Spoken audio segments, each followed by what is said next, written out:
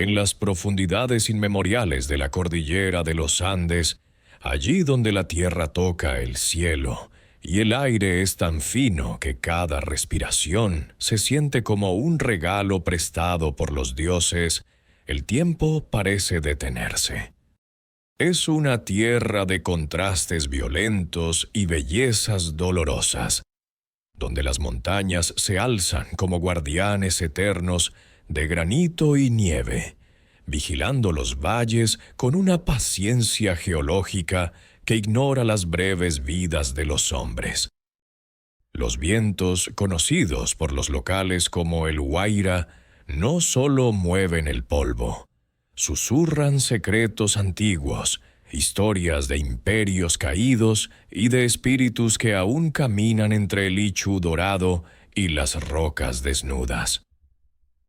En este escenario de grandeza intimidante vivía un joven llamado Diego.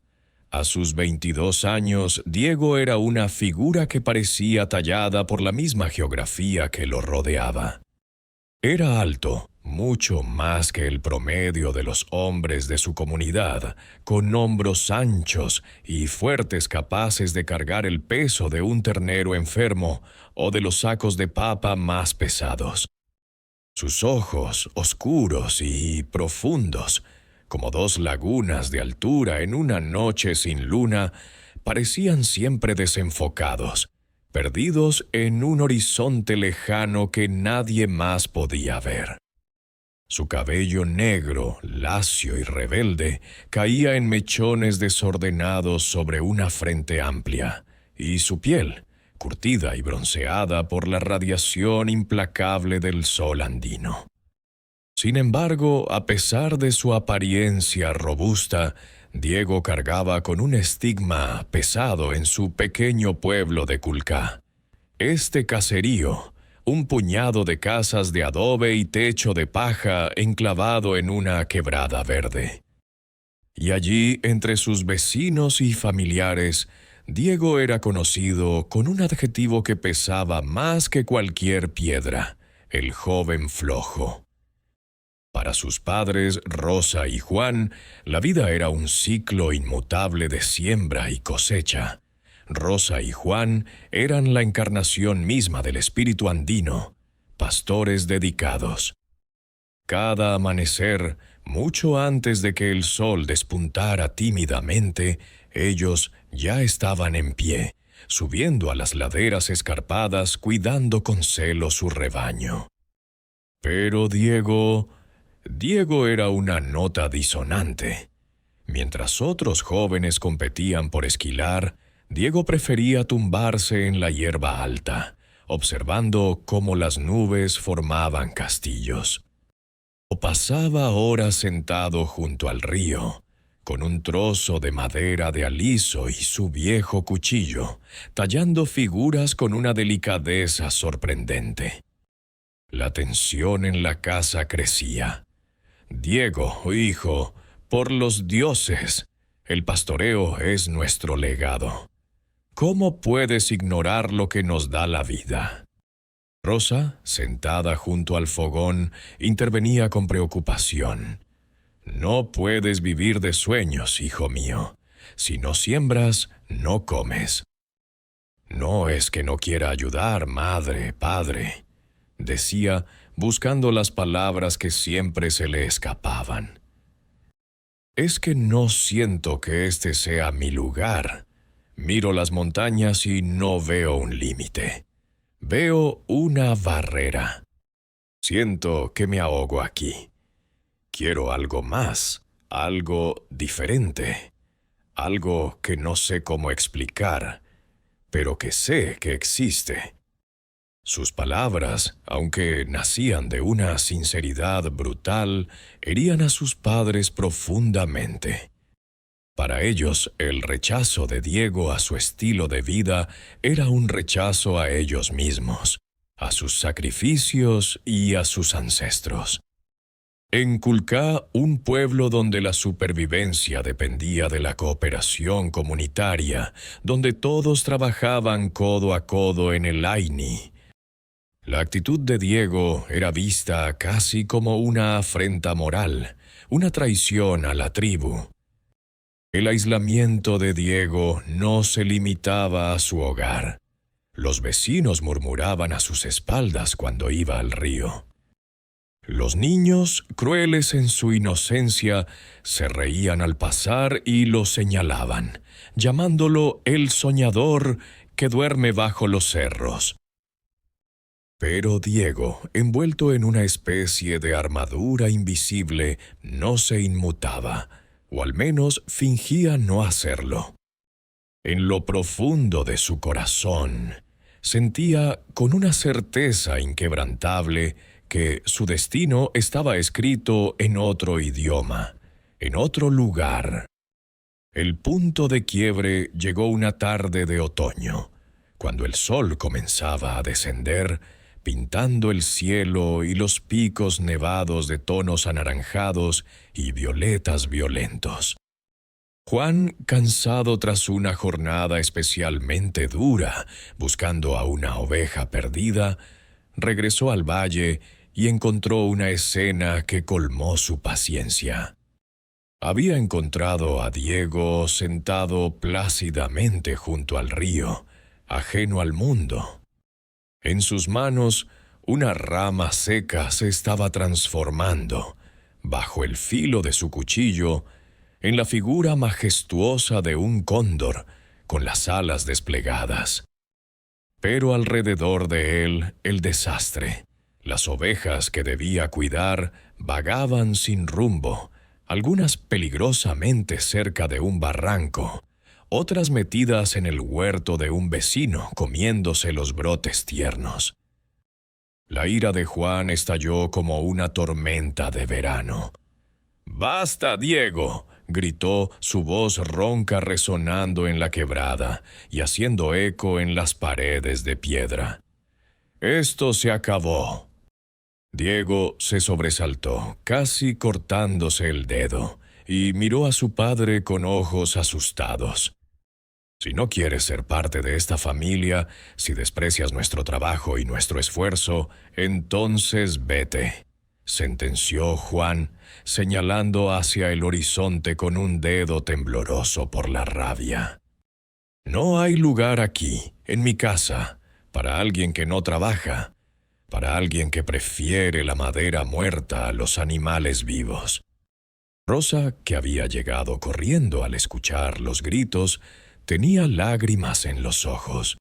Intentó mediar, intentó calmar a su esposo, pero al ver el desorden y la apatía de su hijo, su corazón también se rompió.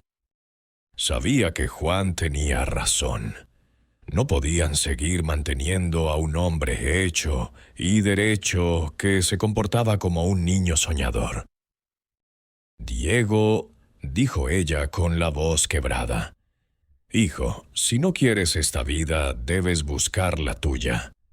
No podemos seguir así, avergonzados ante el pueblo y cansados de trabajar por tres». Juan, recuperando un poco la compostura pero manteniendo la firmeza, dictó la sentencia. «Hay una cabaña vieja, la que perteneció a tu tío abuelo, a 1 kilómetro de aquí, subiendo por la ladera del Cerro Guaina. Está abandonada, pero el techo aguanta. Puedes vivir allí. Vive allí y decide qué hacer con tu vida. Si quieres comer, tendrás que trabajar. Si quieres soñar, sueña, pero hazlo lejos de mi vista hasta que sea su nombre». Diego sintió un nudo apretado en el pecho, una mezcla de miedo, tristeza y, extrañamente, alivio. No esperaba que sus padres llegaran tan lejos. Sin decir una palabra, aceptó su destino. Entró en la casa y, bajo la mirada silenciosa de sus padres, recogió sus pocas pertenencias mundanas. Un poncho viejo de lana de oveja, gastado pero cálido.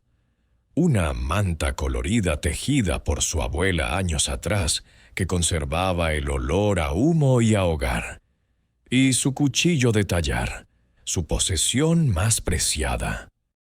Con el corazón apesadumbrado, Juan preparó un burro anciano, de pelaje gris y paso lento.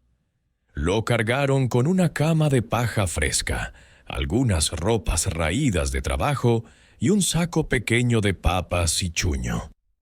Pero Diego insistió en llevarse algo más. Fue al corral trasero y recogió a sus 5 cuyes.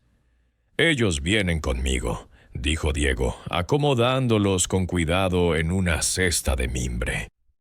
La despedida fue breve y dolorosa. No hubo abrazos, solo miradas cargadas de palabras no dichas. Diego tomó las riendas del burro y comenzó a caminar. El camino hacia la cabaña del Cerro Guaina era empinado y traicionero. Serpenteaba entre rocas gigantescas y matorrales espinosos.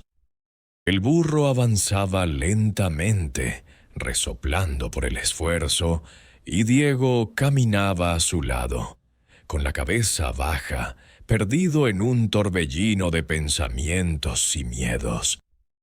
¿Qué sería de él? ¿Moriría de hambre? ¿O encontraría en esa soledad impuesta la libertad que tanto anhelaba? Al llegar, después de una hora de caminata silenciosa, la cabaña se alzó ante él como un refugio olvidado por Dios y por los hombres. Era una estructura triste. Sus paredes de piedra estaban desgastadas por décadas de lluvia y viento. El techo de paja, ennegrecido por el tiempo, crujía ominosamente. La soledad lo envolvió inmediatamente como una sombra densa y asfixiante. No había fuego encendido, no había olor a comida, solo el viento silbando. Diego no se permitió derrumbarse. Con una determinación nacida de la necesidad, descargó al burro. Limpió un rincón de la cabaña. Construyó un pequeño corral improvisado con piedras sueltas para sus 5 cuyes, asegurándose de que estuvieran cómodos y protegidos. Esa noche, la montaña mostró su verdadera cara. La temperatura cayó en picada. El ulular del viento andino se convirtió en un lamento constante. Diego encendió una pequeña fogata con ramas secas, pero el calor apenas alcanzaba para calentar sus manos. Se sentó junto al fuego, envuelto en su poncho. Se consolaba mirando a sus cuyes, cuyos ojillos negros brillaban en la penumbra reflejando las llamas. «Al menos los tengo a ustedes», susurró. La primera noche transcurrió tranquila. El cansancio emocional y físico finalmente lo venció, y Diego se acurrucó bajo su poncho. A la mañana siguiente, cuando el sol apenas comenzaba a calentar, Diego se despertó con una sensación de inquietud. Fue directo al corralito. Los contó. 1, 2, 3, 4. Se detuvo. Volvió a contar. 1, 2, 3, 4. Notó que faltaba uno. «¿Dónde estás?», preguntó Diego, sintiendo un golpe de pánico. Buscó por toda la cabaña, moviendo cada piedra, levantando la paja de su cama, mirando en los rincones oscuros donde las arañas tejían sus telas. Salió afuera y buscó alrededor de la cabaña, entre los matorrales de tola y las rocas, pero no había rastro, ni un pelo, ni una huella. «Quizás se escapó», pensó, tratando de racionalizar la pérdida. «Tal vez encontró un agujero en la pared que no vi», aunque en el fondo sabía que los cuyes domésticos no eran dados a huir. La segunda noche Diego reforzó el corral con más piedras y se durmió con un ojo abierto. Pero el cansancio de la altura es traicionero. Cuando despertó al amanecer, el corazón se le cayó a los pies. Otro cuya había desaparecido.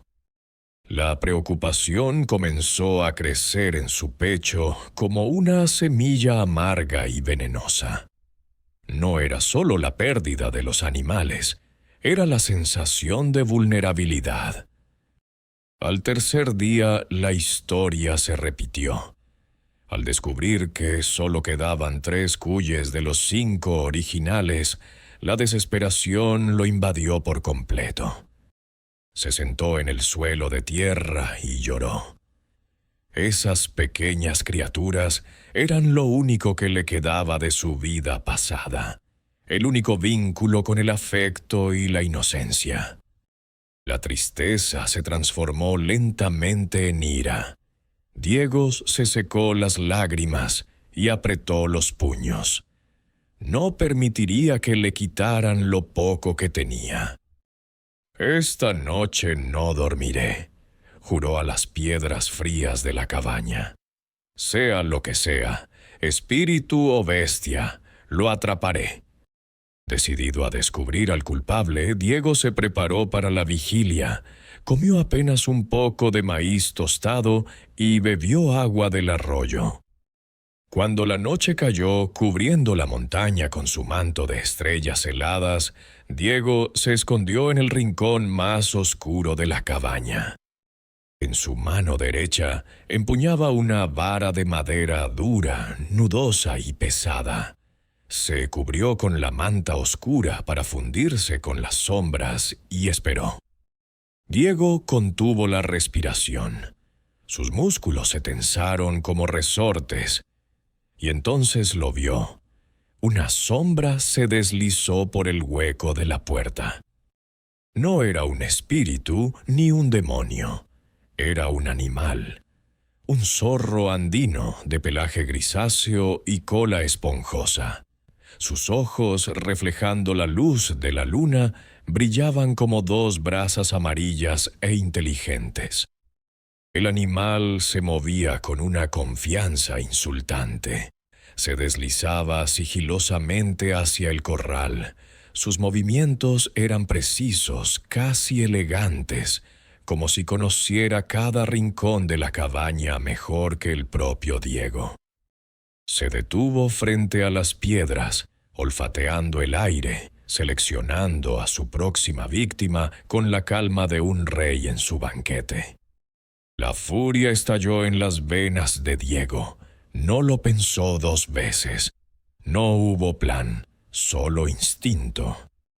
Con un grito que liberó días de frustración y soledad, Diego saltó desde su escondite. El zorro, sorprendido, intentó girar para huir, pero el espacio era pequeño y Diego era rápido. El joven se abalanzó sobre el animal, atrapándolo entre sus brazos antes de que pudiera alcanzar la puerta. Rodaron por el suelo de tierra, una maraña de extremidades, pelaje y polvo.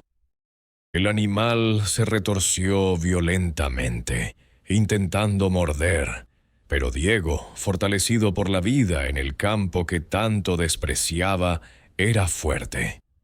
Su frustración lo hacía implacable. Apretó al animal contra el suelo, inmovilizándolo. «¡Ladrón!», gritó Diego, con el rostro rojo de ira y esfuerzo.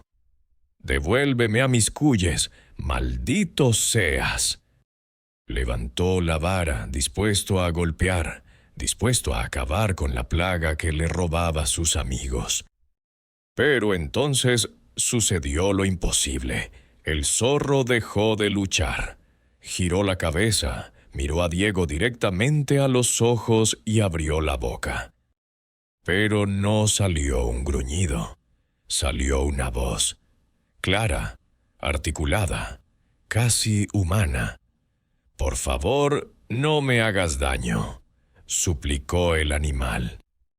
Diego se congeló. La vara cayó de su mano. El silencio que siguió fue más fuerte que cualquier grito. Los ojos amarillos del zorro estaban fijos en él, no con la mirada salvaje de una bestia, sino con la inteligencia de un ser consciente. ¿Qué? Balbuceó Diego. Si me dejas vivir, continuó el zorro con una voz que sonaba como el viento entre las rocas. Te prometo algo que cambiará tu vida para siempre. En esa cabaña helada, bajo la luz de la luna andina, la realidad de Diego acababa de romperse en 1000 pedazos. El tiempo pareció congelarse en el interior de la cabaña. El viento dejó de aullar afuera, o tal vez fue que la sangre le zumbaba tan fuerte en los oídos a Diego que ensordeció al mundo. Bajo sus manos el cuerpo del zorro era cálido y vibrante, un manojo de músculos tensos y un corazón que latía desbocado contra sus palmas callosas. Diego aflojó ligeramente el agarre, lo suficiente para que el animal pudiera respirar, pero no para escapar. Sus ojos oscuros, habitualmente perdidos en sueños, ahora estaban clavados en la criatura.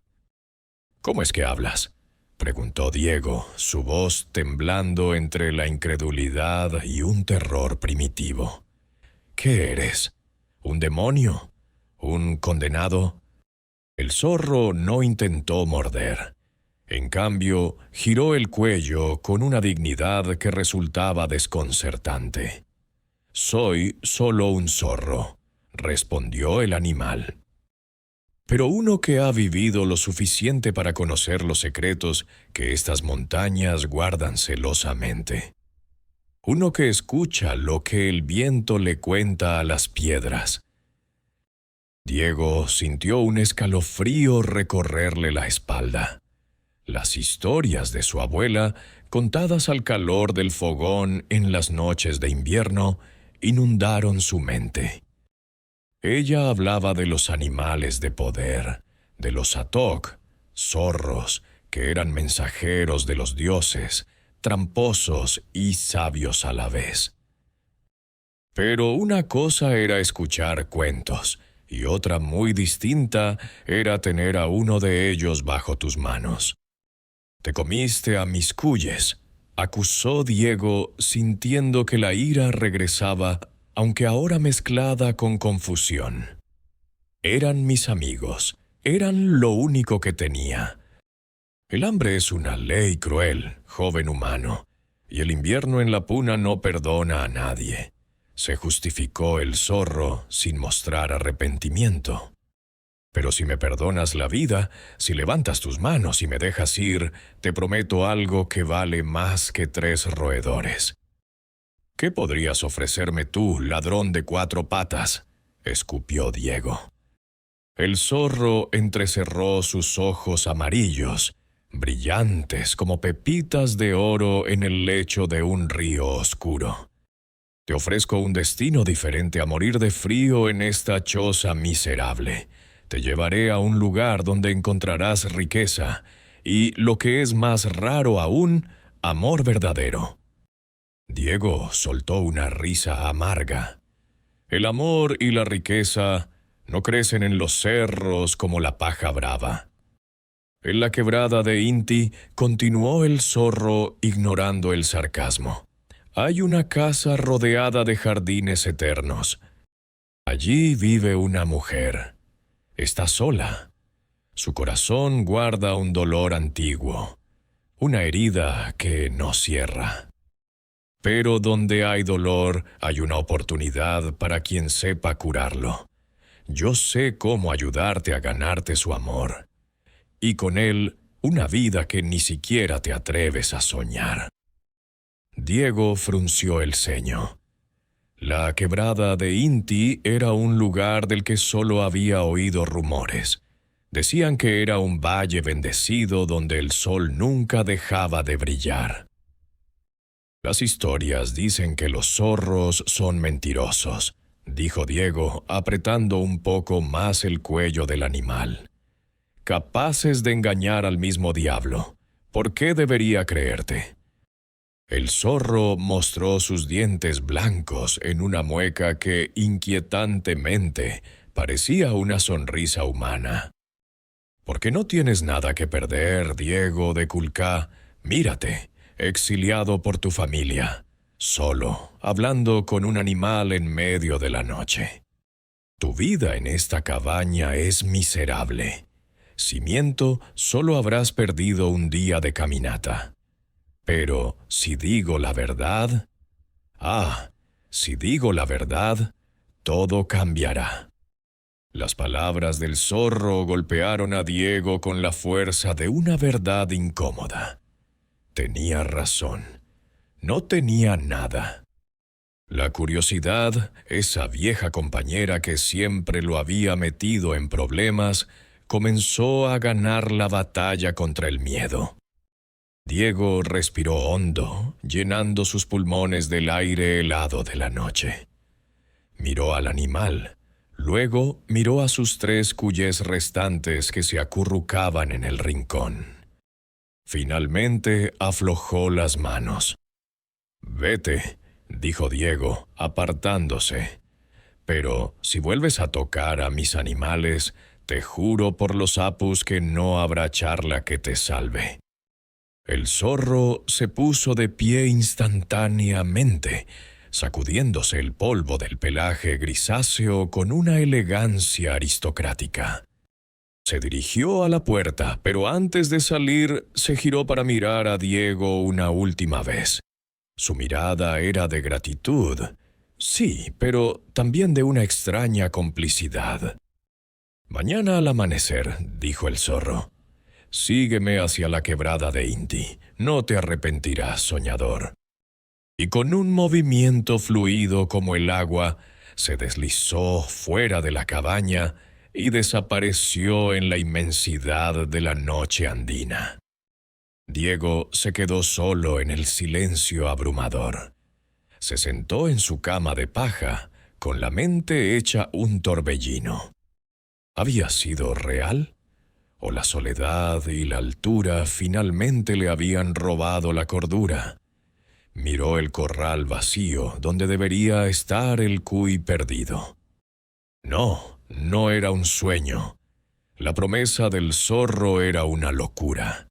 Seguir a un animal salvaje a través de los Andes basándose en una promesa de amor y riqueza sonaba como el inicio de una tragedia. Pero algo en su interior, esa misma voz que le decía que no pertenecía a los campos de cultivo, le susurraba que debía intentarlo. Por primera vez, desde que sus padres lo echaron, sintió un destello de esperanza, una chispa cálida en el frío de su pecho.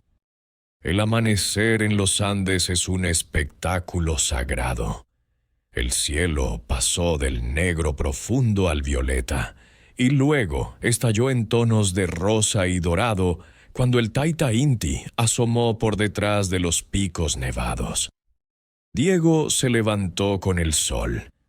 No había dormido mucho, pero se sentía despierto, cargado con una mezcla de nerviosismo y una determinación férrea que no sabía que poseía.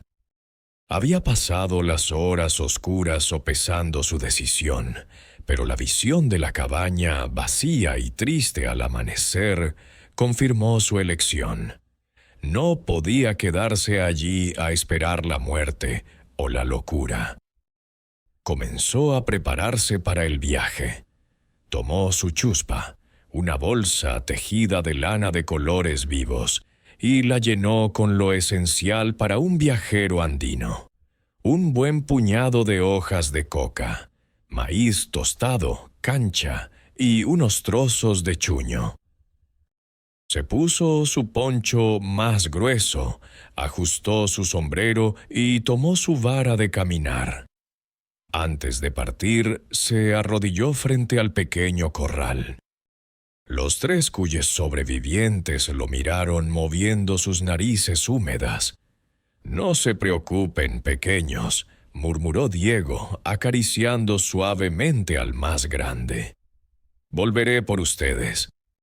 Aseguró la puerta de la cabaña lo mejor que pudo para protegerlos de otros depredadores.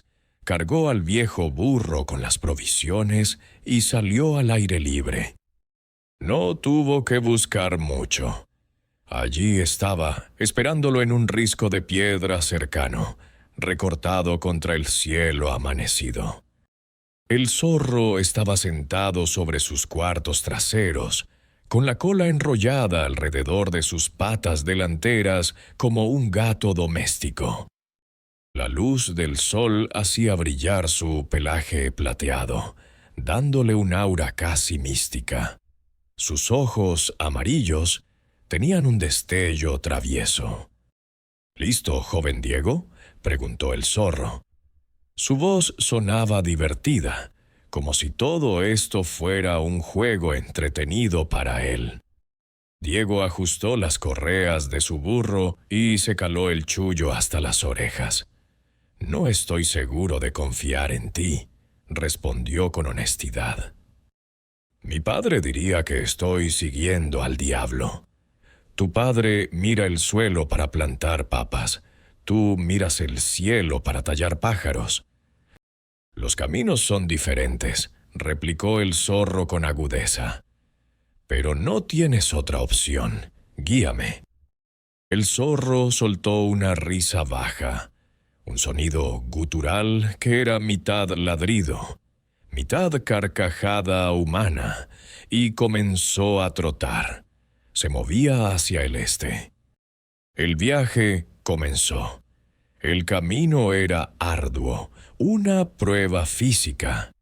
Ascendían por pendientes empinadas, cubiertas de piedras sueltas que rodaban bajo los cascos del burro. El viento soplaba con fuerza, trayendo el olor a tierra mojada y a nieve. A medida que ganaban altura, el paisaje se abría de manera espectacular. Diego caminaba en silencio, concentrado en su respiración y en el paso del burro.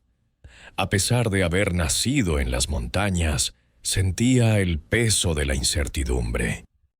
¿A dónde lo llevaba realmente este animal? ¿Era una trampa para llevarlo a un barranco y devorarlo a él y a su burro? Tras varias horas de caminata extenuante, llegaron a un paso de montaña. Allí, en el cruce de los vientos, se alzaba una pacheta, un montículo cónico de piedras. Diego se detuvo instintivamente. Era la costumbre de su pueblo. Soltó la cuerda del burro y buscó en el suelo 3 piedrecillas planas. Las tomó en sus manos. Las frotó suavemente contra su pecho para impregnarlas de su energía y su sudor, y luego las colocó con reverencia sobre el montículo de piedras. Sacó unas hojas de coca de su chuspa y sopló sobre ellas, ofreciéndolas a las 4 direcciones. «Apus sagrados, espíritus de las cumbres», susurró la plegaria ancestral, «que mi camino sea seguro. Que los ojos que no veo me protejan. Permítanme pasar». El zorro, que se había detenido unos metros más adelante, lo observaba con la cabeza inclinada, estudiando cada movimiento con una curiosidad casi antropológica. «Buen gesto, joven», dijo el animal cuando Diego terminó. «Los apus siempre escuchan a quienes caminan con respeto. Pero recuerda, no siempre responden como uno espera. A veces su respuesta es el silencio. Otras veces es una tormenta». «Prefiero el silencio a la tormenta», replicó Diego, tomando de nuevo las riendas del burro. Continuaron el descenso. El zorro los guiaba con una agilidad sobrenatural, saltando entre rocas y matorrales espinosos sin detenerse, siempre unos pasos por delante, siempre vigilante. Poco a poco, el aire comenzó a cambiar. El frío cortante de las cumbres dio paso a una brisa más templada. El paisaje árido de ichú amarillo y roca gris comenzó a transformarse. Los pastos se volvían más verdes, más jugosos. Flores silvestres de colores vibrantes, amarillas, rojas, violetas, salpicaban el camino como joyas caídas. Finalmente, al doblar una curva pronunciada en el sendero, el valle se reveló ante ellos. Era la quebrada de Inti. El nombre no mentía. Era un valle escondido, protegido por altos muros de roca que lo resguardaban de los vientos helados. Allí el sol parecía brillar con una intensidad especial, dorada y cálida. Y en el centro de ese paraíso verde se alzaba una casa. No era una choza miserable como la de Diego. Era una casa de adobe bien construida, con techo de tejas rojas. Pero lo que dejaba sin aliento eran los jardines. La casa estaba rodeada por un mar de flores, claveles rojos como la sangre, rosas de todos los tamaños, lirios blancos que se mecían suavemente con la brisa. Sin embargo, a pesar de la belleza exuberante, algo en el lugar se sentía triste. Las ventanas de la casa estaban cerradas a cal y canto. No había humo saliendo de la chimenea.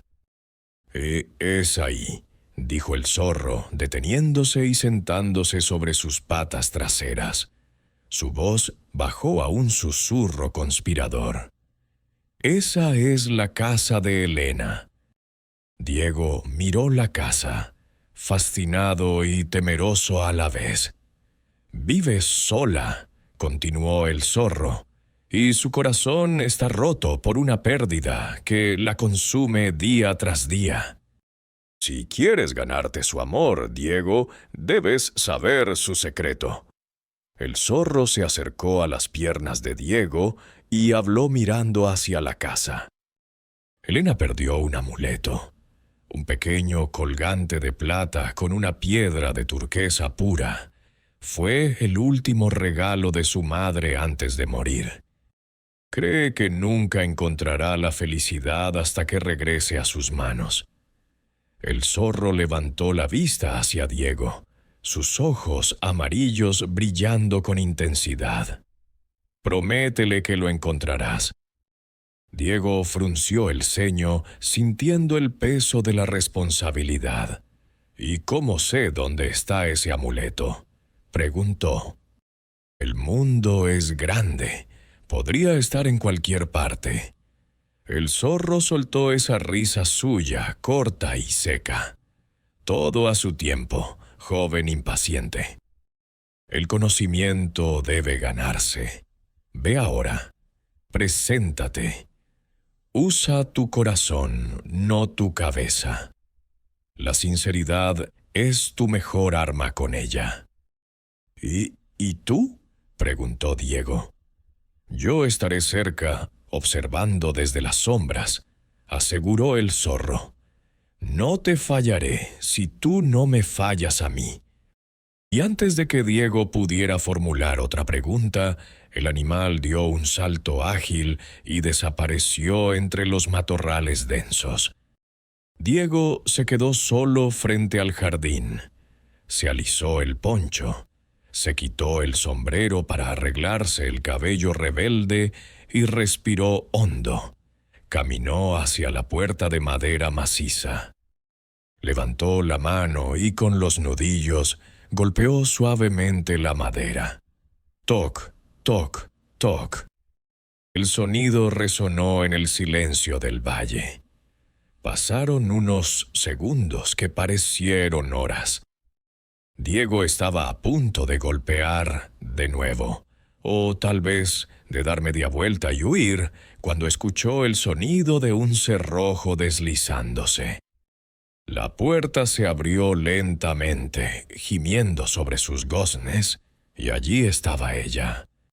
La puerta de madera se abrió por completo, revelando el interior de la casa, y con él el misterio que el zorro había prometido. Ante Diego apareció Elena. Era joven, quizás de unos 20 años, con una belleza que golpeaba el pecho no por su exuberancia, sino por su delicadeza melancólica. Su cabello negro, brillante como el ala de un cuervo, estaba recogido en 2 trenzas largas y gruesas que caían sobre su pecho. Llevaba una pollera azul profundo, bordada en el dobladillo con hilos de colores que contaban historias de flores y ríos, y sobre sus hombros descansaba una manta de lana de vicuña, fina y cálida. Pero fueron sus ojos los que atraparon a Diego. Eran de un castaño oscuro, grandes y líquidos, pero parecían llevar el peso de 1000 inviernos. Había en ellos una desconfianza instintiva, la mirada de alguien que ha esperado demasiado tiempo una buena noticia que nunca llega. «¿Quién eres?», preguntó ella. Su voz era suave, casi musical, pero firme. Había una tensión en su postura, como la de un ave lista para volar ante el menor movimiento brusco. Diego sintió que se le secaba la garganta. Tragó saliva, consciente de lo sucio y desaliñado que debía verse después de su viaje por la montaña. Se quitó el sombrero en un gesto de respeto torpe pero sincero. «Soy Diego», dijo, tratando de que su voz no temblara. «Vengo de Kulka, al otro lado de los cerros». Elena lo observó, sus ojos recorriendo su poncho gastado y sus botas polvorientas. No parecía impresionada. «Kulka está lejos», dijo ella. «¿Qué busca un pastor tan lejos de sus rebaños?» Diego recordó las palabras del zorro. «La sinceridad es tu mejor arma». Respiró hondo y decidió arriesgarse. «No busco rebaños, señorita. Busco ayudar. Sé que has perdido algo importante, algo que es más que un objeto para ti. Un amuleto de plata con una piedra de turquesa». El efecto de sus palabras fue inmediato. Los ojos de Elena se abrieron de par en par, y la máscara de frialdad se rompió, dejando ver una vulnerabilidad cruda. Dio un paso atrás, llevándose una mano al pecho, como si quisiera proteger un corazón que de repente latía demasiado rápido. «¿Cómo?» Su voz tembló perdiendo toda firmeza. «¿Cómo sabes del amuleto?» «Nadie sabe de él, solo yo y mi madre, que en paz descanse». Diego sintió una punzada de culpa por el engaño, pero sabía que no podía mencionar al zorro parlante. Ella pensaría que estaba loco o que era un brujo.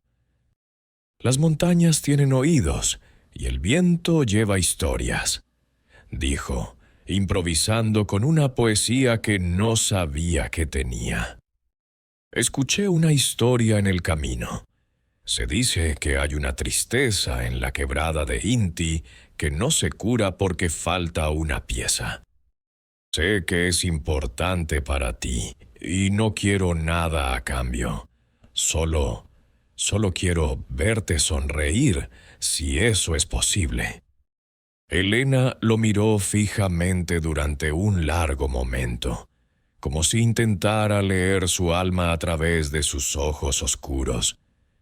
Buscaba engaño, buscaba burla, pero en el rostro de Diego solo encontró una honestidad simple. Finalmente sus hombros se relajaron. Asintió levemente. Pasa, Diego de Culcá. El viento es frío afuera. Hablemos. Diego ató al burro en un poste del jardín y entró en la casa. El interior era un refugio para los sentidos.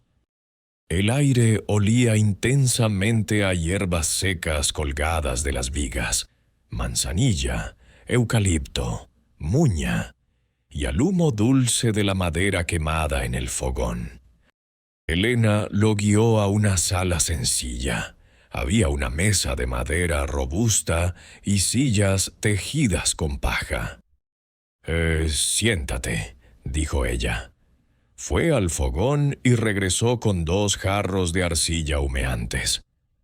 «Es mate de muña», explicó colocando uno frente a él. Diego tomó el jarro entre sus manos frías, dejando que el calor se filtrara en su piel. El aroma mentolado y fresco de la hierba andina llenó sus pulmones. Bebió un sorbo y sintió que la vida regresaba a su cuerpo. Durante la siguiente hora, mientras la luz de la tarde se desvanecía en las ventanas, Elena habló. Al principio con timidez, luego con la urgencia de quien ha guardado silencio demasiado tiempo. Le contó sobre su madre, una mujer sabia que conocía el lenguaje de las flores, y cómo murió dejándola sola en esa casa grande. Le habló del amuleto, el último regalo que recibió de ella en su lecho de muerte. Un vínculo sagrado que prometía protección y conexión con sus ancestros. Cuando lo tenía, dijo Elena, mirando el vapor de su mate, sentía que ella estaba conmigo. Sentía que no estaba sola en este valle inmenso. Pero cuando desapareció, fue como perderla por segunda vez. Diego escuchó en silencio, sin interrumpir. Cada palabra de ella resonaba en él. Entendía la soledad. «Lo encontraremos», prometió Diego, y por primera vez sintió que su vida tenía un propósito claro. No tallar madera, no pastorear ovejas, sino devolverle la luz a los ojos de esta mujer. Cuando el sol finalmente se ocultó detrás de las montañas, sumiendo la quebrada en sombras violetas, Elena se dio cuenta de la hora. «Se ha hecho tarde», dijo con preocupación. «No puedes volver a Culcá de noche. Los caminos son traicioneros y los pumas bajan a beber al río». «Tengo mi poncho», dijo Diego, dispuesto a salir para no molestar. «No», lo detuvo Elena. «Quédate. Hay espacio junto al fuego. Mañana, con la luz del día, decidiremos qué hacer». Diego aceptó, agradecido no solo por el refugio, sino por no tener que alejarse de ella todavía. Esa noche, Diego se acomodó en el suelo de la sala, envuelto en una manta gruesa que Elena le prestó. El fuego crepitaba suavemente, proyectando sombras danzantes en las paredes de adobe. Mientras el sueño lo vencía, Diego pensó en el zorro. ¿Estaría afuera, vigilando? Sus sueños fueron vívidos. Soñó que estaba en la cima de una montaña nevada, bajo una luna llena inmensa.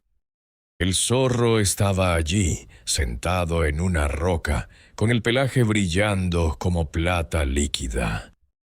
El animal lo miró con sus ojos amarillos y habló, su voz resonando como un eco en el valle.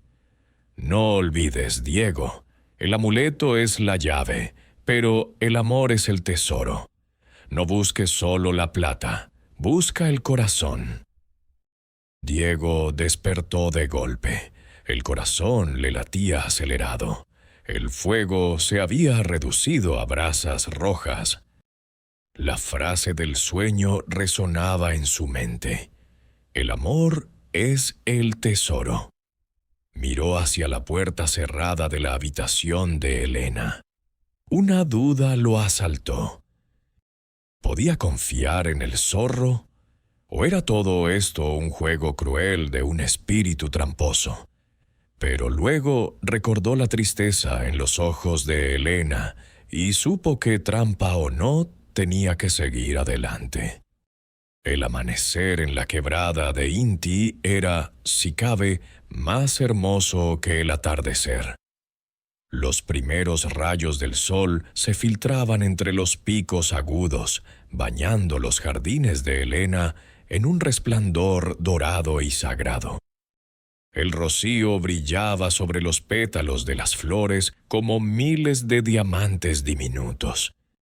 Diego se levantó, dobló la manta con cuidado y salió al patio. El aire fresco de la mañana olía a tierra mojada y a esperanza. Encontró a Helena en el jardín. Estaba inclinada sobre un parterre de lirios blancos, regándolos con una jarra de arcilla. Sus movimientos eran lentos, casi reverentes. La luz de la mañana suavizaba las líneas de dolor en su rostro, pero la sombra de la tristeza seguía allí, aferrada a ella. «Buenos días, Helena», dijo Diego, acercándose con cautela para no asustarla. Helena levantó la vista. Por un instante pareció sorprendida de verlo allí, como si hubiera pensado que su visita había sido un sueño. Luego una leve sonrisa, tímida y fugaz, asomó en sus labios. «Buenos días, Diego. No esperaba verte despierto tan temprano. No eres de los que duermen hasta que el sol está alto, por lo que veo». Diego rió suavemente, pasándose la mano por el cabello alborotado. «En mi pueblo dicen soy flojo porque prefiero mirar las nubes a esquilar ovejas», admitió con una honestidad desarmante. «Pero no tanto. Además, quiero ayudarte. Si vamos a buscar ese amuleto, mejor empezar pronto». Helena asintió, pero su mirada volvió a las flores, acariciando los pétalos blancos de un lirio con ternura infinita. «Estas eran las favoritas de mi madre», dijo en voz baja. «Ella decía que las flores guardan los secretos de la tierra, que escuchan lo que nosotros no podemos oír. A veces, cuando las miro, siento que ella aún está aquí, hablándome a través de sus colores». Diego se acercó y miró el jardín con nuevos ojos. Nunca había prestado mucha atención a las flores. Para él eran solo adornos del campo. Pero ahora, viendo cómo Helena las trataba, parecían vibrar con una energía especial, como si contuvieran la esencia de la vida misma. «Son hermosas», dijo con sinceridad, «como este lugar». Una idea cruzó su mente. «¿Crees que el amuleto podría estar escondido aquí, entre las flores? Tal vez lo dejaste caer y la tierra lo cubrió». Helena lo miró sorprendida por la pregunta, pero luego negó con la cabeza con un suspiro pesado. «No, Diego, ojalá fuera así. El amuleto no se perdió, fue robado. O mejor dicho, fue tomado mediante engaños». «¿Qué pasó?» «Hace 3 años, un viajero pasó por aquí. Era un comerciante. Tenía palabras dulces como la miel y prometía historias de tierras lejanas que yo nunca vería. Me sentía tan sola. Lo escuché. Le mostré el amuleto. Él lo tomó para verlo mejor. Sus ojos eran fríos, Diego, fríos y calculadores». La voz de Helena se endureció al recordar. A la mañana siguiente se había ido, y el amuleto con él.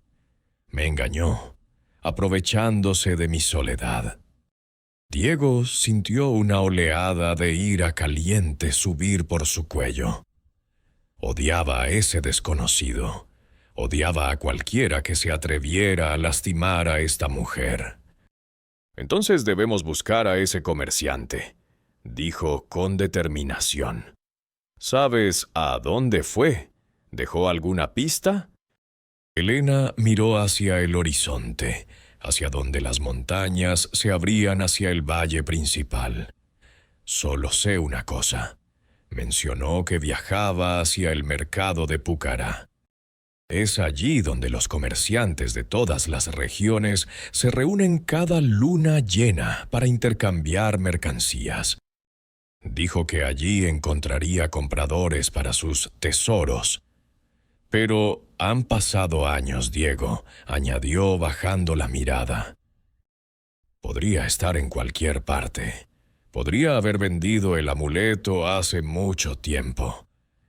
Diego se quedó pensativo. Conocía Pucará de oídas. Estaba a varios días de camino, en un valle mucho más amplio y concurrido. Era un lugar bullicioso, un laberinto de colores, voces y trueques, donde se vendía desde lana de alpaca hasta cerámicas sagradas. Encontrar un objeto pequeño en ese caos parecía imposible, pero miró a Elena, miró la resignación en sus hombros, y supo que no podía rendirse. «Iremos a Pucará», dijo con una firmeza que sorprendió incluso a sí mismo. «Si ese amuleto significa tanto para ti, lo encontraremos, aunque tengamos que buscar en cada puesto del mercado». Elena levantó la vista. Sus ojos brillaron, y esta vez no era por las lágrimas. Era una chispa. «¿Esperanza?», preguntó ella. «¿Por qué haces esto, Diego? No me conoces. Podrías volver a tu vida y olvidarme».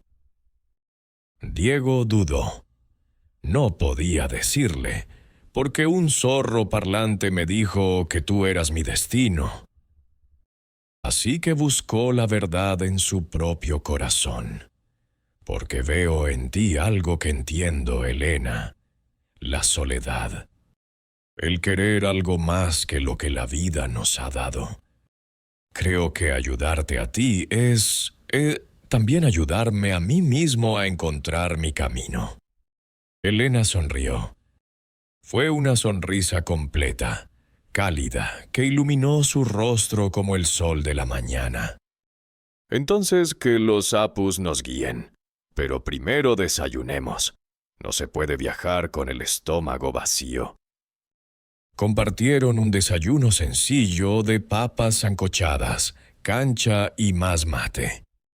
Mientras comían, Diego notó que Elena lo observaba con curiosidad, como si intentara descifrar quién era realmente este extraño que había aparecido en su puerta prometiendo milagros.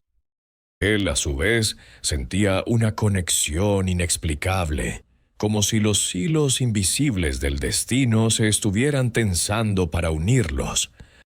Cuando terminaron, Elena preparó una manta con provisiones. Diego cargó al burro, que parecía haber recuperado fuerzas tras pastar en el jardín encantado. Antes de partir, Elena tomó un puñado de hojas de coca. Se giró hacia las montañas más altas, sopló sobre las hojas 3 veces y susurró una plegaria en quechua antiguo, pidiendo permiso y protección. Diego la imitó, aunque con menos gracia, sintiendo un cosquilleo en la piel. Los apus estaban escuchando. El viaje hacia Pucará comenzó. El camino era largo y el paisaje cambiaba constantemente. Cruzaron quebradas profundas, donde los ríos cantaban canciones de piedra y aguas. Atravesaron laderas cubiertas de ichu dorado que se mecía como un mar seco bajo el viento. En cada apacheta que encontraban, dejaban una piedra como ofrenda. Diego vigilaba los alrededores constantemente. Buscaba el destello gris de un pelaje, el brillo de unos ojos amarillos. Esperaba ver al zorro. Pero el animal no aparecía. Sin embargo, Diego sentía su presencia. Era como un susurro en el viento, una sombra en el rabillo del ojo. Elena caminaba con paso firme. A veces se detenía a recoger una flor silvestre o a mirar la forma de las nubes, buscando presagios. Al caer la tarde, el cielo comenzó a teñirse de púrpura. Llegaron a un claro protegido por rocas grandes, donde un riachuelo de agua cristalina serpenteaba. Decidieron acampar allí. Diego encendió una fogata mientras Elena preparaba un guiso sencillo de chuño y carne seca, charqui. El calor del fuego era reconfortante contra el frío creciente de la noche. Mientras comían, la conversación fluyó con una naturalidad que los sorprendió a ambos. Elena le contó más historias de su infancia. Diego, animado por su atención, le habló de sus sueños de tallar madera, de crear figuras que contaran las leyendas de su pueblo, un sueño que sus padres nunca habían entendido. «Es curioso», dijo Elena mirando las llamas danzantes.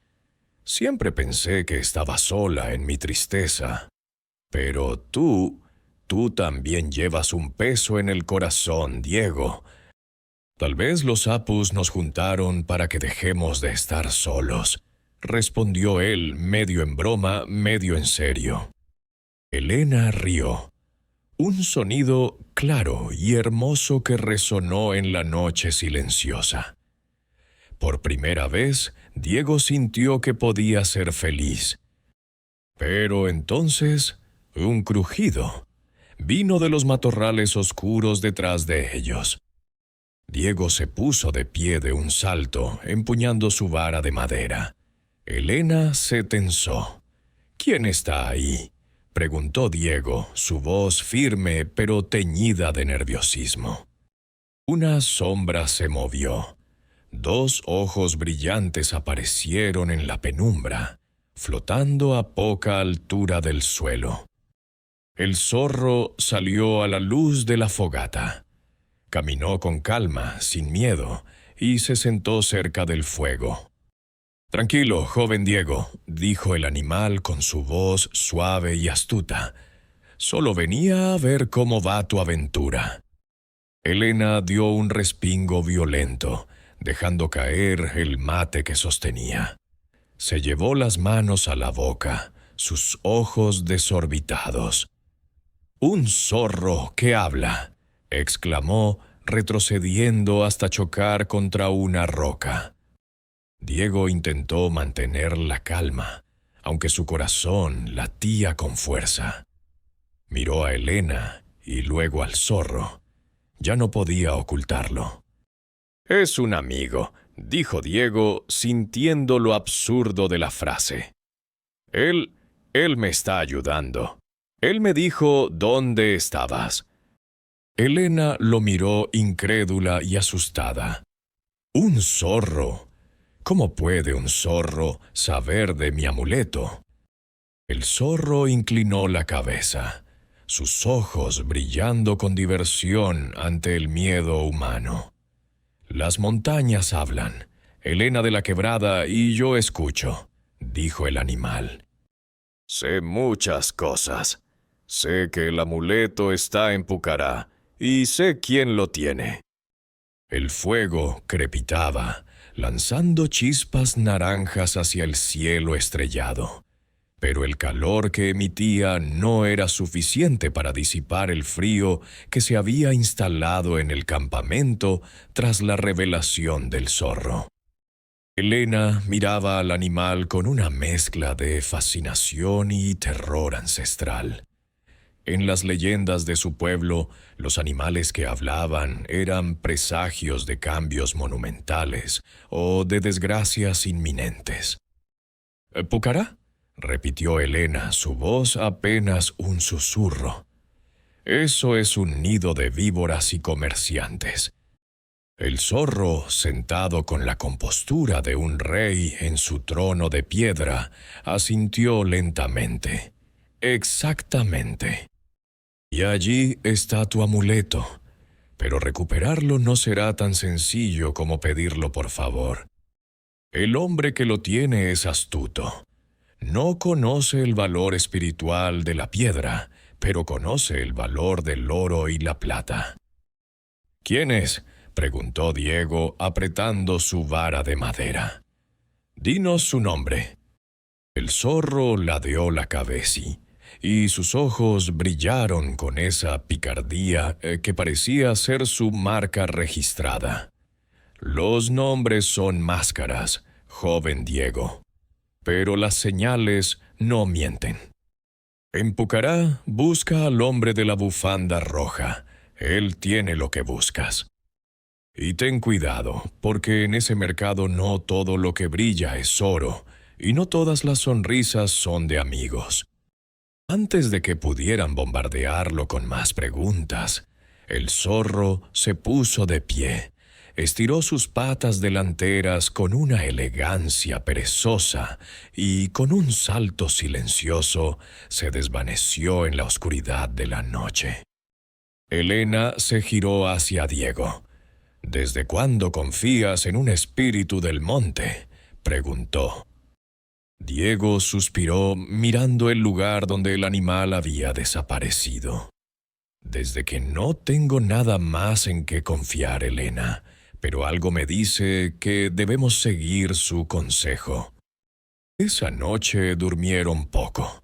Bajo el manto de las constelaciones andinas, la Cruz del Sur vigilando desde lo alto, Diego se preguntó qué juego estaba jugando el zorro.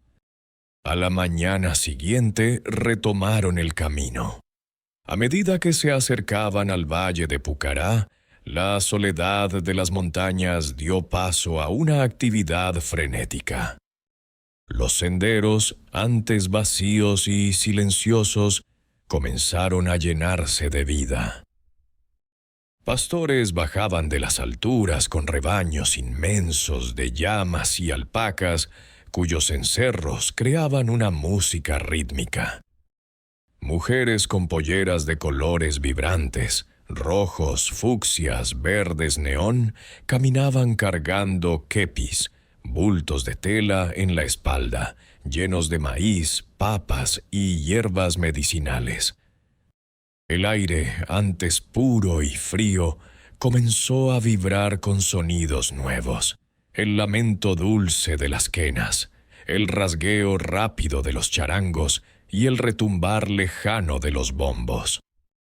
Diego, que había pasado su vida en la tranquilidad casi monástica de Kulká, se sintió abrumado. Sus sentidos estaban saturados.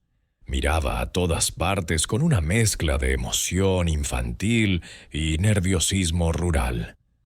Elena, en cambio, caminaba con la mirada fija en el horizonte, con una determinación que era su escudo contra el miedo. La idea de estar tan cerca de su madre, de su memoria, la empujaba hacia adelante. Llegaron a Pucará al mediodía, justo cuando el sol estaba en su cenit, cayendo a plomo sobre el valle. El mercado era un espectáculo de caos organizado. Era una ciudad efímera, construida con palos, lonas y voluntad. Cientos de puestos se alineaban en filas desordenadas, formando un laberinto de colores y texturas. Había montañas de textiles tejidos a mano con diseños geométricos complejos, cerámicas pintadas con arcilla roja, cestas llenas de granos de quinoa de todos los colores, y mesas repletas de amuletos, fetiches y piedras. Los vendedores gritaban sus ofertas, una cacofonía de voces en quechua y español que se mezclaban en el aire caliente. Lleve, caserito, mantas de lana virgen, remedios para el alma y el cuerpo, maca para la fuerza. Diego y Elena se abrieron paso entre la multitud, guiando a su burro con dificultad. Encontraron un corral improvisado en las afueras del mercado, donde un anciano desdentado cuidaba los animales por unas pocas monedas. Dejaron al burro allí, asegurándose de que tuviera agua y sombra. «Ahora empieza la verdadera búsqueda», dijo Diego, ajustándose el sombrero. «¿Cómo encontraremos a un hombre con bufanda roja en medio de este mar de gente?» Elena miró la multitud que se extendía como una marea humana. «Buscamos, no nos detendremos hasta encontrarlo». Se adentraron en el laberinto. Caminaron durante horas, bajo el sol implacable. Pasaron por la sección de comidas, donde el olor a chicharrón y anticuchos hacía rugir sus estómagos vacíos. Pasaron por la sección de los curanderos, donde chamanes leían hojas de coca y pasaban cuyes negros sobre los enfermos para limpiar sus auras. Vieron a niños corriendo con cometas hechas de caña y papel, y a ancianos bebiendo chicha de jora en vasos grandes de vidrio. Pero no había rastro de la bufanda roja. El sol comenzó a descender, tiñendo el cielo de naranja y alargando las sombras. La frustración comenzó a crecer en el pecho de Diego. «¿Y si nos mintió?», murmuró Diego. «¿Y si el zorro solo se estaba burlando de nosotros? ¿Y si el amuleto ya está en otro pueblo?». Elena se detuvo. Estaba cansada, cubierta de polvo, pero sus ojos seguían escudriñando. «No», dijo ella. «Está aquí. Lo siento». Y entonces lo vio. Al fondo del mercado, en una zona menos transitada, donde los puestos eran más grandes y ostentosos, había una carpa de lona gris. Y sentado detrás de una mesa llena de objetos brillantes, había un hombre. Era de mediana edad, con el rostro curtido por el sol y una expresión de aburrimiento calculado. Pero lo que hizo que el corazón de Elena se detuviera fue lo que llevaba alrededor del cuello. Una bufanda de lana roja, brillante y limpia, que contrastaba con el polvo del entorno. «Mira», susurró Elena agarrando el brazo de Diego con fuerza. «Allí, el hombre de la bufanda roja», confirmó Diego. Se acercaron con cautela. Se acercaron con cautela, como quien se acerca a un animal peligroso. El puesto estaba repleto de objetos que claramente venían de muchos lugares diferentes. Cuchillos de plata, espuelas antiguas, cerámicas precolombinas y joyas. Muchas joyas. El hombre levantó la vista cuando su sombra cayó sobre su mesa. Sus ojos eran pequeños y oscuros y brillaban con la inteligencia fría de quien ha pasado la vida regateando. «Bienvenidos, jóvenes», dijo el hombre con una sonrisa que no llegaba a sus ojos. Se presentó como don Rufino. «¿Qué buscan? ¿Un anillo para sellar su amor? ¿Un colgante para la buena suerte? Tengo plata de Potosí y oro de los ríos de la selva». Diego tomó aire, tratando de parecer más grande y seguro de lo que se sentía. «No buscamos comprar, señor. Buscamos recuperar. Buscamos un amuleto de plata con una piedra de turquesa. Es una herencia familiar». Don Rufino no parpadeó. Su sonrisa se mantuvo fija, pero sus ojos evaluaron a Diego y a Elena con rapidez, calculando cuánto dinero tenían. «Un amuleto de plata y turquesa», murmuró acariciándose la barbilla. «Piezas así son raras y valiosas». Elena dio un paso adelante. Su voz temblaba, pero sus palabras eran firmes. «Ese amuleto es mío. Lo perdí hace 3 años. Un hombre pasó por mi casa y se lo llevó. No es una baratija para vender, señor. Es el recuerdo de mi madre. Por favor, si lo tiene, devuélvamelo». La sonrisa de don Rufino cambió. Se volvió condescendiente, casi cruel. «Ah, historias tristes. Escucho muchas de esas en este mercado, señorita. Todos han perdido algo. Todos quieren recuperar el pasado. Pero yo soy un comerciante, no un sacerdote. Todo lo que está en esta mesa me costó dinero o esfuerzo conseguir». Se inclinó hacia adelante, apoyando los codos sobre la mesa. «Si lo tengo», dijo enfatizando el sí. «Y digo que sí lo tengo, porque recuerdo una pieza así. Necesitaré algo más que lágrimas y palabras bonitas para soltarlo. Todo tiene un precio en este mundo». «¿Cuánto?», preguntó Diego. Don Rufino nombró una cifra. Era una cantidad exorbitante, más de lo que Diego y Elena podrían ganar en 10 años de trabajo.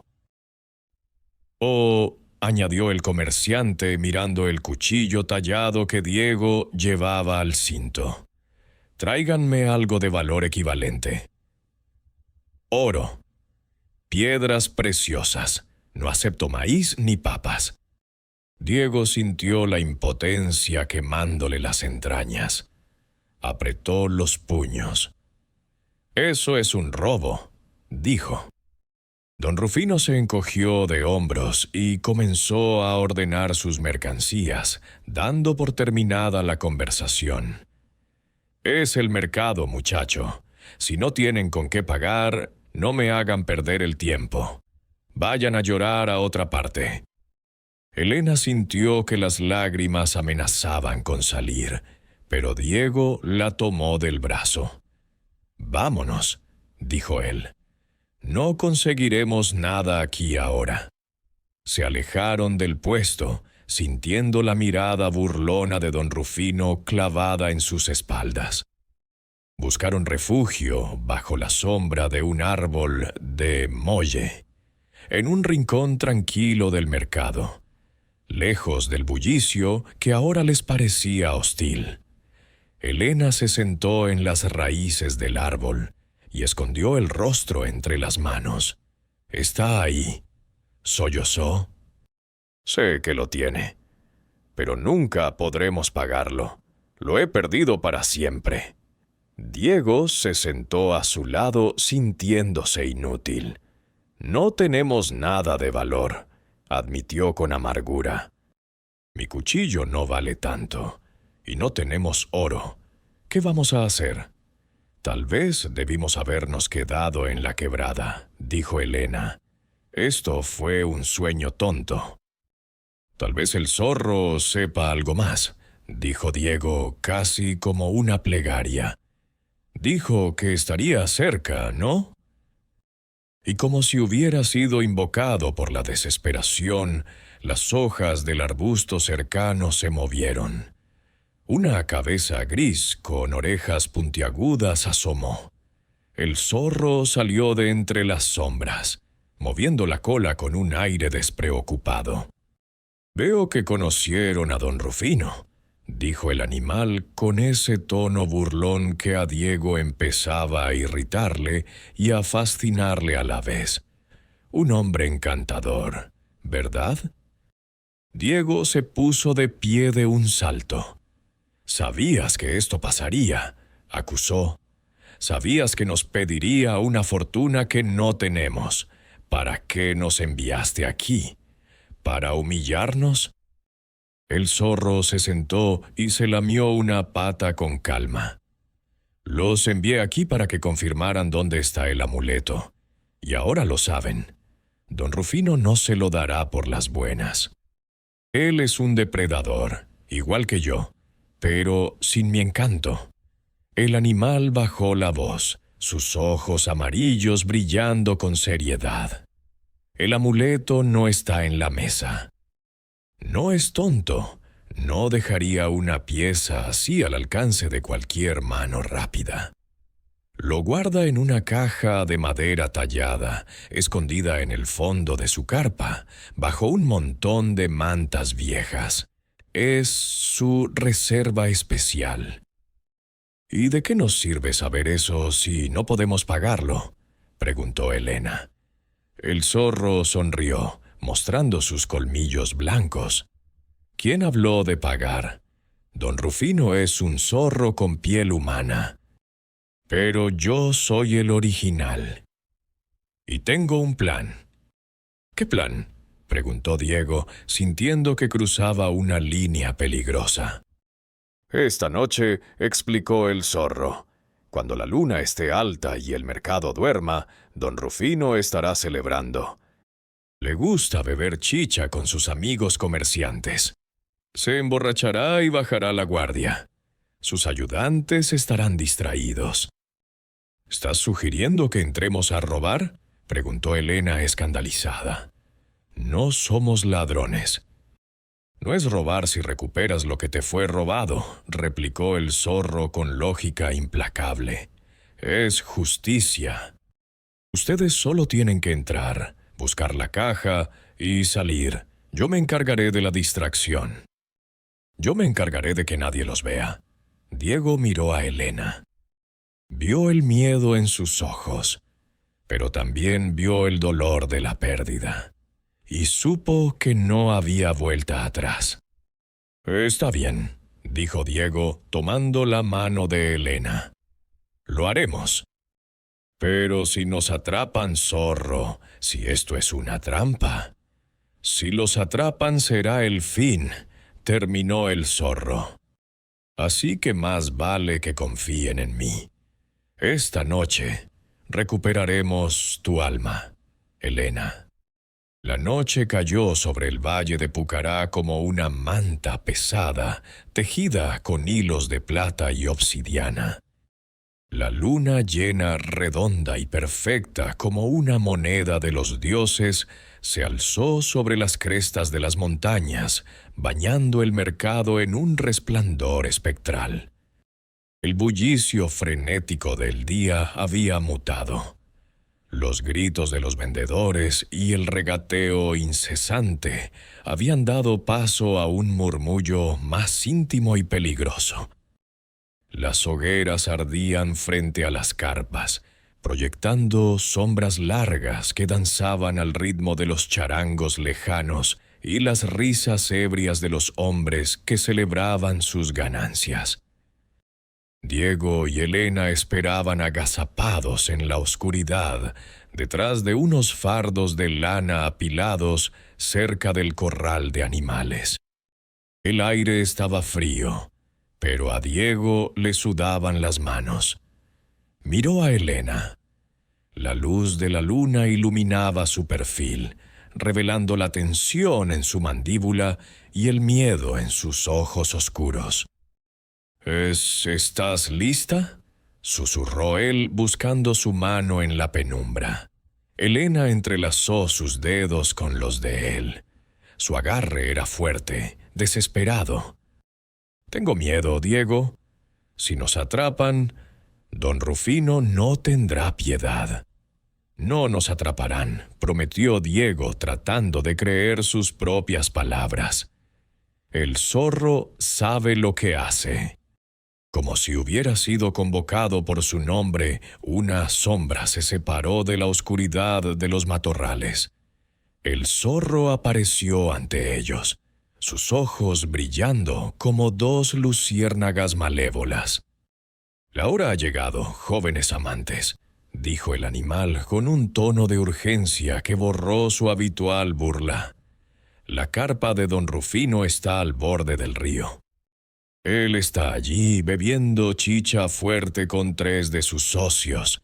Están borrachos, pero no inconscientes. ¿Y los guardias?, preguntó Diego. 2 hombres vigilan la entrada. Son grandes, pero lentos. Yo me encargaré de ellos. Ustedes solo tienen una tarea: entrar, encontrar la caja de madera tallada con cóndores y serpientes y salir. No se detengan a mirar oro ni plata, solo la caja. ¿Cómo sabremos cuál es?, preguntó Elena. La reconocerás, dijo el zorro. Huele a tristeza antigua, igual que tú. El zorro se giró hacia el mercado. Esperen mi señal. Cuando escuchen el caos, corran.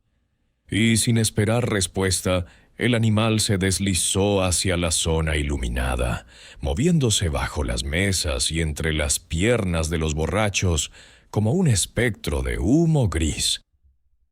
Diego y Elena contuvieron la respiración. Los segundos se estiraron, convirtiéndose en minutos eternos. El corazón de Diego latía tan fuerte que temía que el sonido alertara a todo el campamento. Apretó la mano de Elena, sintiendo una conexión profunda, un pacto silencioso de que, pasara lo que pasara, lo enfrentarían juntos. De repente, un estruendo rompió la noche. ¡Crash! Fue el sonido inconfundible de madera rompiéndose y cerámica haciéndose añicos. Gritos de sorpresa y furia estallaron cerca de la entrada del mercado. «¡La comida! ¡Maldita bestia!», gritó una voz ronca. «¡Atrápenlo! ¡Se lleva el saco de carne!». Desde su escondite vieron el caos. El zorro había derribado una torre de cestas y ahora corría zigzagueando entre las carpas con una ristra de chorizos robada en la boca, perseguido por media docena de hombres furiosos. «Ahora», susurró Diego.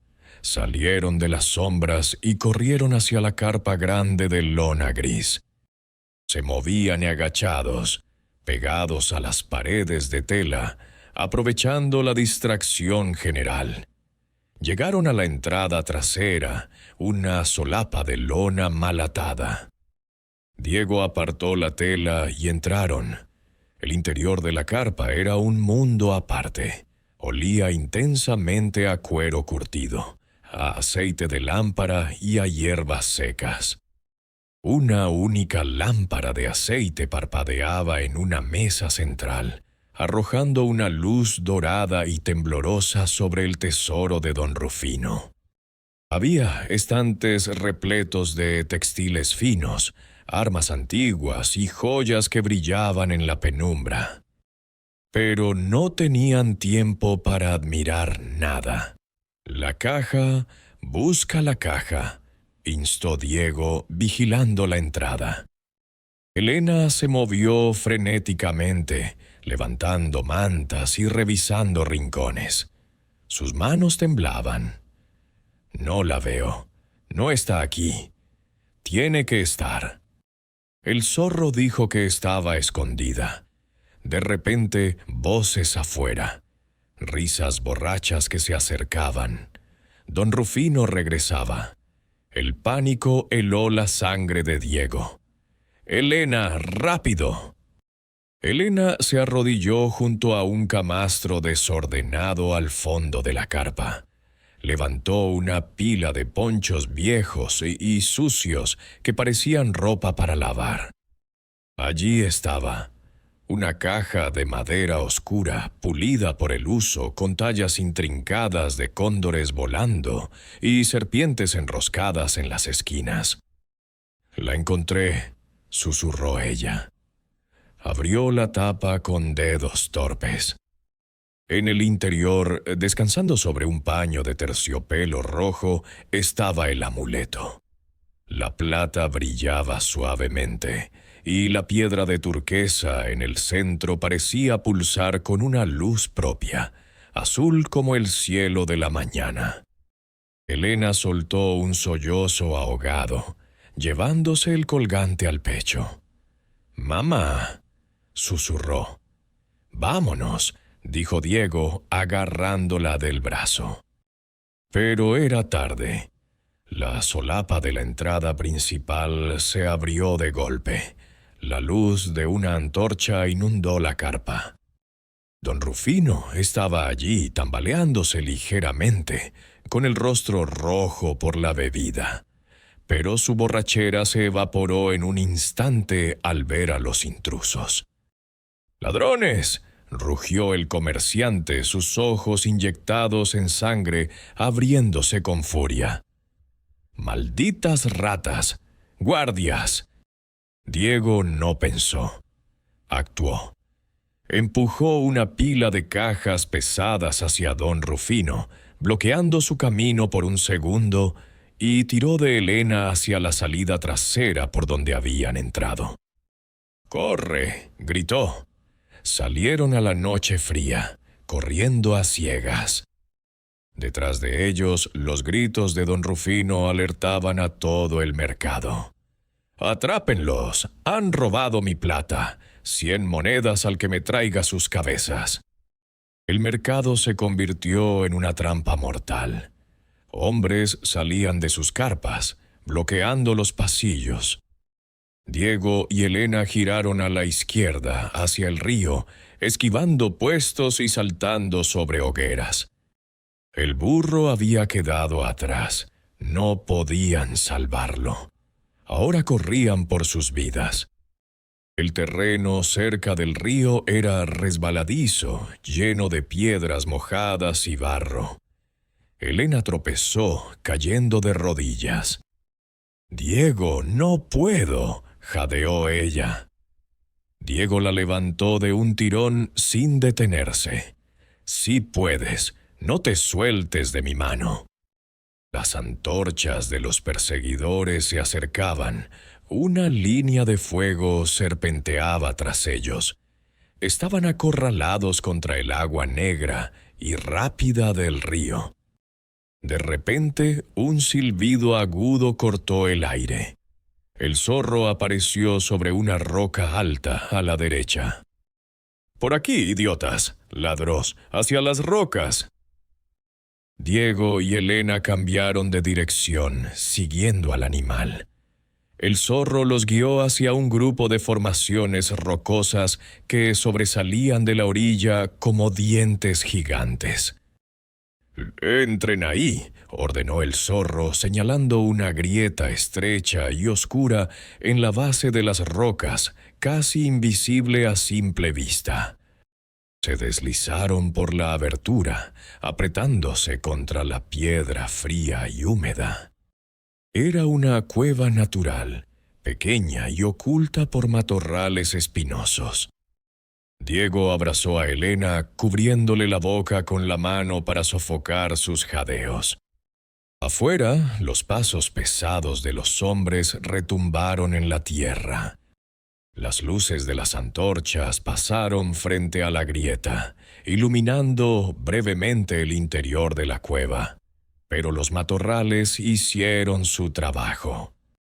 «Se fueron hacia el río», gritó una voz. «Deben haber cruzado nadando. Busquen en la orilla opuesta», ordenó la voz de don Rufino, temblando de rabia. «No pueden haber ido lejos». El ruido de la persecución se alejó lentamente, perdiéndose río abajo. En la oscuridad de la cueva solo se escuchaba la respiración agitada de los dos jóvenes y el goteo del agua. El zorro entró en la cueva un momento después, con el pelaje mojado y una expresión de satisfacción salvaje. «Se han ido», dijo sacudiéndose el agua, «pero no por mucho tiempo. Cuando salga el sol, verán sus huellas. Deben moverse rápido». Elena se apartó de Diego y abrió su mano. El amuleto de turquesa seguía allí, apretado tan fuerte que le había marcado la piel. Miró al zorro y luego a Diego. «Lo tenemos», susurró incrédula. «Realmente lo tenemos». «Lo tienen porque están locos», dijo el zorro, aunque había un brillo de respeto en sus ojos amarillos. «Y porque los sapos están de buen humor esta noche». Diego miró al animal. Había arriesgado su vida por ellos. «¿Por qué?», preguntó Diego, sintiendo que la pregunta ya no podía esperar. «¿Por qué nos ayudas, zorro? ¿Qué ganas tú con esto? No somos más que dos campesinos pobres». El zorro se sentó y su mirada se volvió extrañamente antigua, cargada de una melancolía que no pertenecía a un animal. «Digamos que tengo mis propias deudas que saldar», respondió suavemente. «Los humanos no son los únicos que cometen errores y buscan redención. Hace mucho tiempo mi astucia causó dolor a alguien inocente. Prometí a las montañas que ayudaría a unir lo que estaba roto para limpiar mi propia alma». El animal miró el amuleto en la mano de Elena. «Esa piedra une a una hija con su madre. Y al recuperarla, tal vez he unido dos caminos que debían encontrarse». Diego y Elena se miraron. En la oscuridad de la cueva, con el peligro aún acechando afuera, sintieron que algo había cambiado irrevocablemente entre ellos.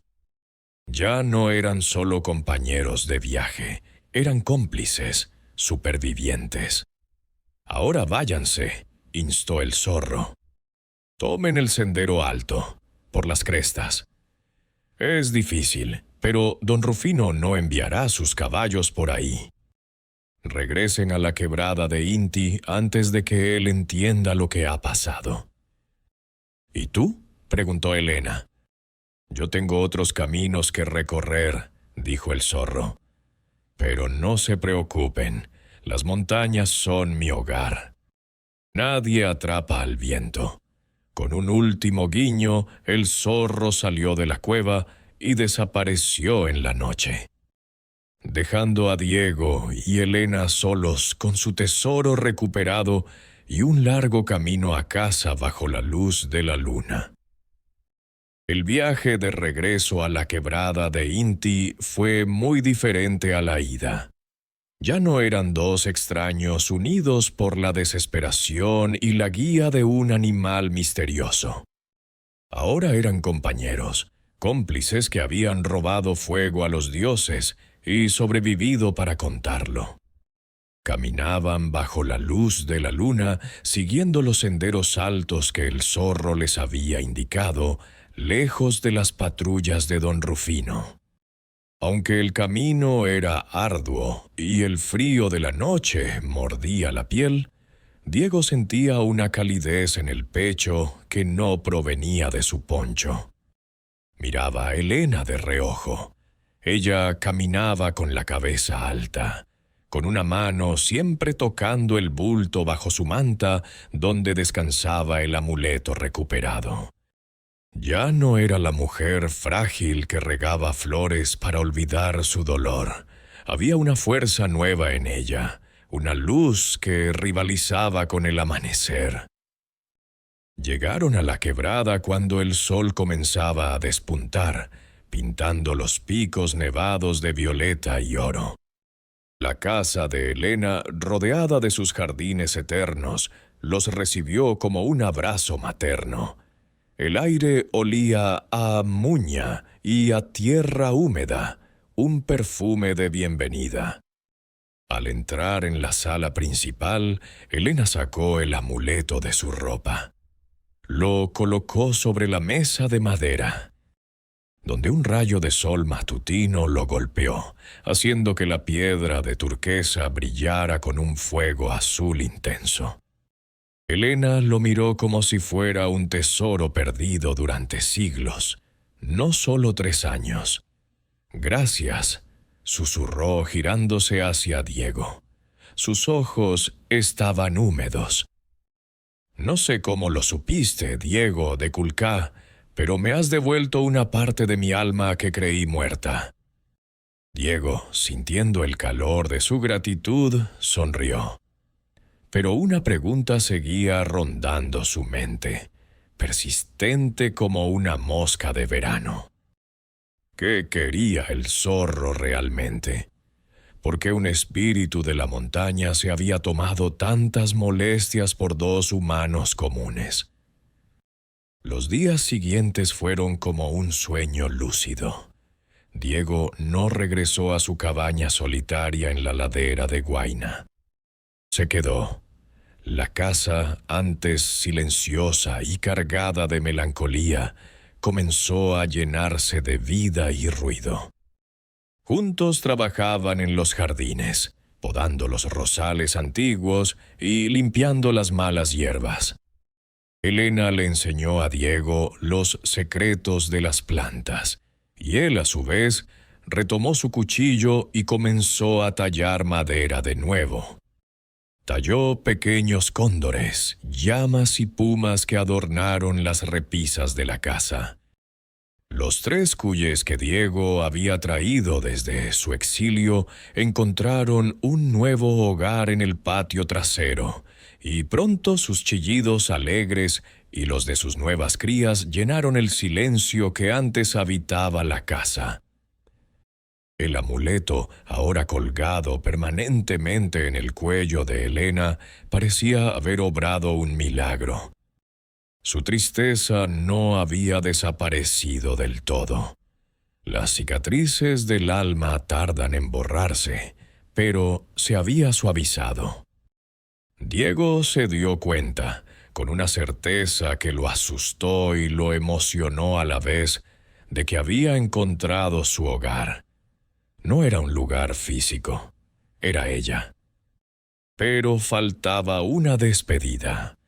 Una noche, cuando la luna llena volvió a alzarse sobre el valle, iluminando los jardines con una luz plateada, Diego y Elena estaban sentados junto al fuego compartiendo un mate.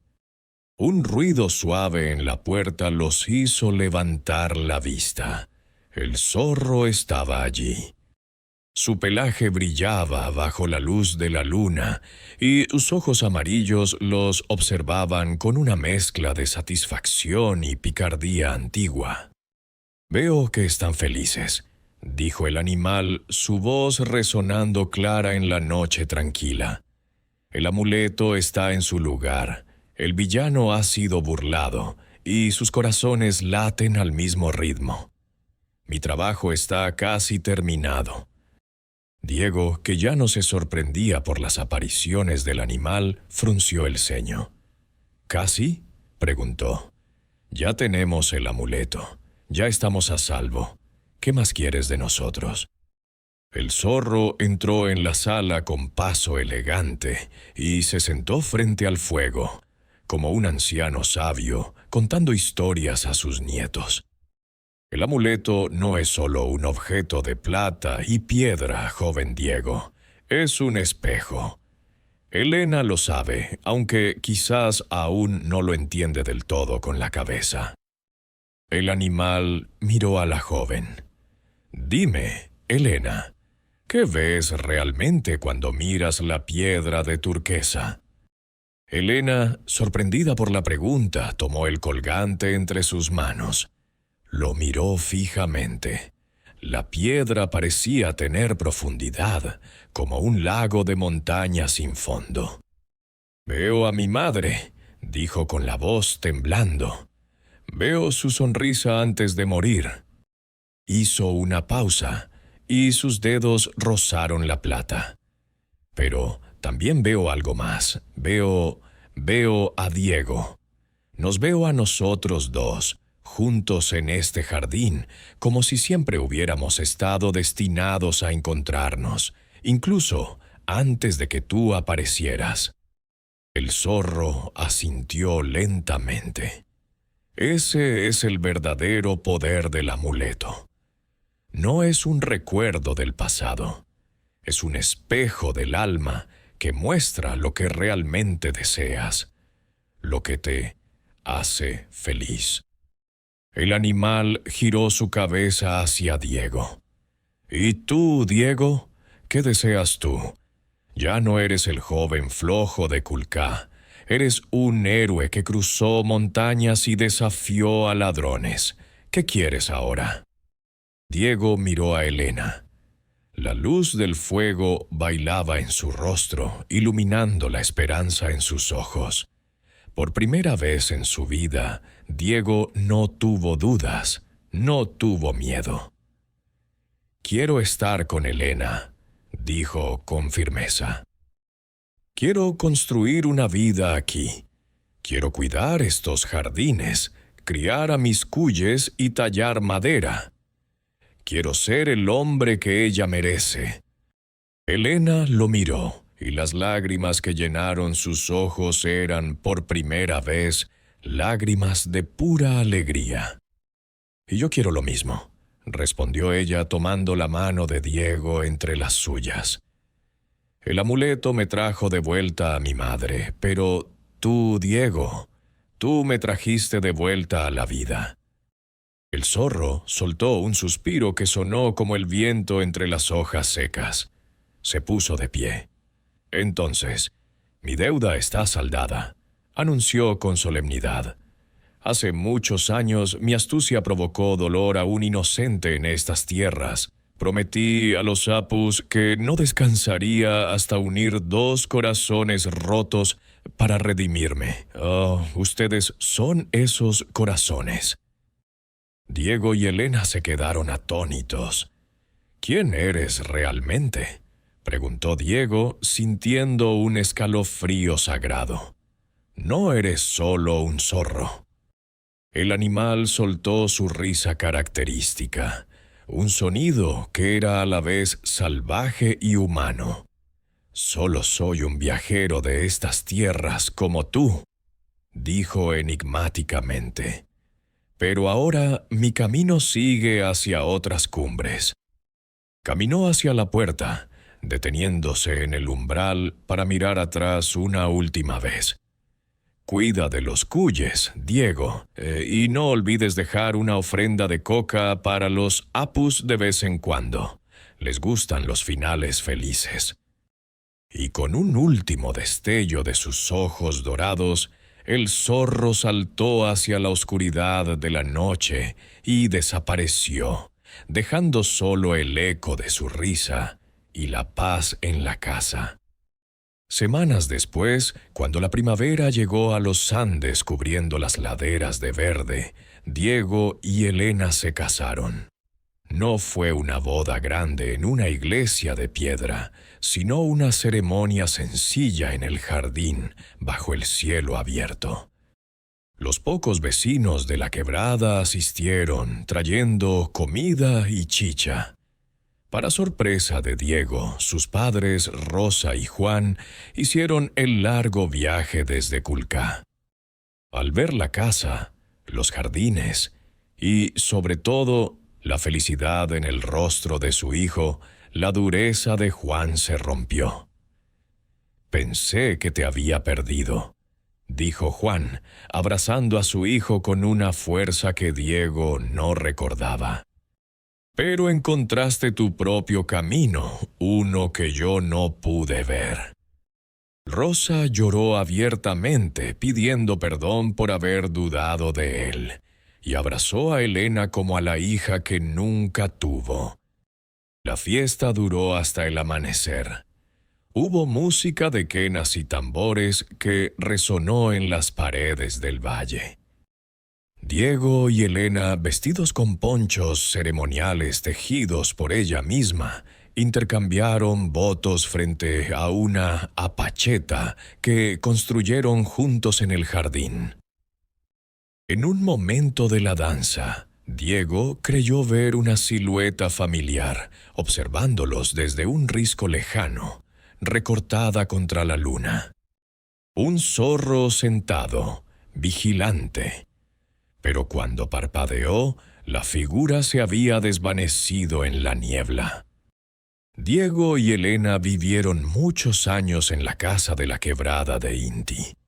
Sus jardines se hicieron famosos en toda la región, y las tallas de madera de Diego llegaron a venderse incluso en el mercado de Pucará, aunque nunca a don Rufino. Cada noche dejaban un pequeño plato con comida en el borde del jardín, una ofrenda silenciosa al amigo que había cambiado su destino. Y aunque nunca volvieron a verlo, dicen que en las noches de luna llena, si uno escucha con atención, se puede oír un aullido suave y alegre que baja de las cumbres, como si las montañas mismas celebraran el amor de aquellos que se atrevieron a escuchar sus secretos. Así, el joven que alguna vez fue llamado flojo encontró su riqueza. No en el oro ni en los rebaños, sino en el amor que sembró y en la promesa cumplida bajo la mirada eterna de los Andes. Fin.